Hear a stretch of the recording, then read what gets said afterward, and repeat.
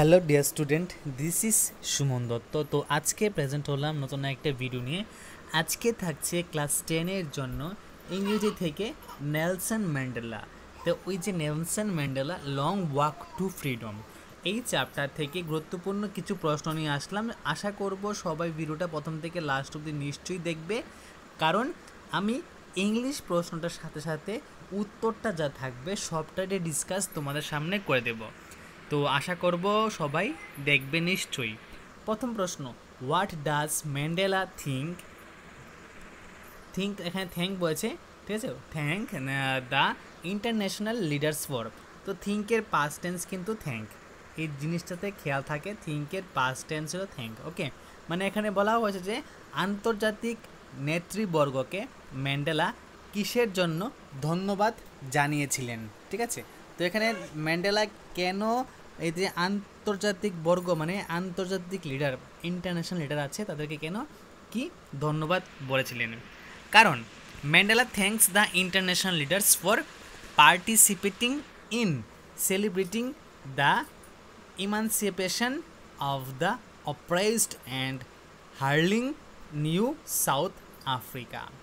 মানে এখানে বলা হয়েছে যে ম্যান্ডেলা আন্তর্জাতিক নেতৃবর্গকে অত্যাচারিতদের মুক্তির কারণে অনুষ্ঠিত উৎসবে অংশগ্রহণ এবং এক নতুন দক্ষিণ আফ্রিকার আহ্বান জানানোর জন্য ধন্যবাদ জ্ঞাপন করেছেন। ওকে, তো এই প্রশ্ন কিন্তু খুবই গুরুত্বপূর্ণ। মানে সবাই এখানে লিখবে, খাতায় লিখবে। What ideas does he said out for the future of south Africa, মানে দক্ষিণ আফ্রিকার ভবিষ্যতের জন্য তিনি কেমন আদর্শ স্থাপন করেছিলেন। এখানে তিনি কেন, এখানে তিনি হলেন কে, নেলসন ম্যান্ডেলা। তো প্রশ্নোত্তরে কী হবে? The ideal that Nelson Mandela sets out for the future of south Africa is that everyone should plugin two liberate all Africans from the bondage of property, deprivation, suffering, gender and any other discrimination, ঠিক আছে। তো এখানে বলা হয়েছে যে যদি এখানে একটা আদর্শ, মানে এখানে একটা আদর্শ দেশের কথা বলা হয়েছিল, তো দক্ষিণ আফ্রিকার ভবিষ্যতের কথা চিন্তা করে ম্যান্ডেলা বলেছিলেন যে সকল আফ্রিকাবাসী দরিদ্র, বঞ্চনা, যন্ত্রণা, লিঙ্গ সহ বিভিন্ন প্রকার ভেদাভেদের বন্ধন থেকে মুক্তি দেওয়ার জন্য অঙ্গীকার করবেন, ঠিক আছে, এই কথা এখানে বলেছে। তারপর why were two national anthem sung, মানে কিসের জন্য ওই জায়গার মধ্যে মানে আফ্রিকার মধ্যে দুইটা জাতীয় সঙ্গীত গাওয়া হয়। Two national anthems were sung by the people to show the fact that each group ethnic black Africans and the white-skinned Europeans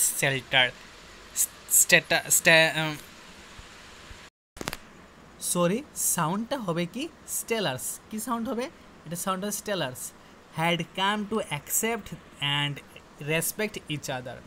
মানে এখানে বলা হয়েছে যে জনসাধারণ দুইটা জাতীয় সঙ্গীত গিয়েছিল এই ঘটনাটিকে দেখানোর জন্য যে প্রতিটি দল কৃষ্ণাঙ্গ আফ্রিকান এবং সাদা চামড়ার ইউরোপের উপনিবেশিক একে অপরকে গ্রহণ এবং সম্মান করতে এসেছিল। So the black sang the old national anthem of the rest while white rulers and the whites sang the new national anthem of the inclusive South African society। মানে এখানে বলা হয়েছে যে যেহেতু এখানে মানে তখন মানে কালো কালারের মানুষ, যাকে আমরা কৃষ্ণাঙ্গ বলি, কৃষ্ণাঙ্গরা গাইছিল হোয়াইলের পুরনো জাতীয় সঙ্গীত, সাহেবরা গাইছিল নতুন দক্ষিণ আফ্রিকার নতুন সঙ্গীত, ঠিক আছে। তার জন্য এখানে দুইটা গান নেওয়া হয়। তারপর what twin obligation does Mandela mention, মানে ম্যান্ডেলা এখানে দুই জিনিস মানে দায়িত্ব, ঠিক আছে। টুইন অবলিগেশন মানে দুই দায়িত্ব এখানে পালন করার জন্য আসছেন। তো কীভাবে করবে?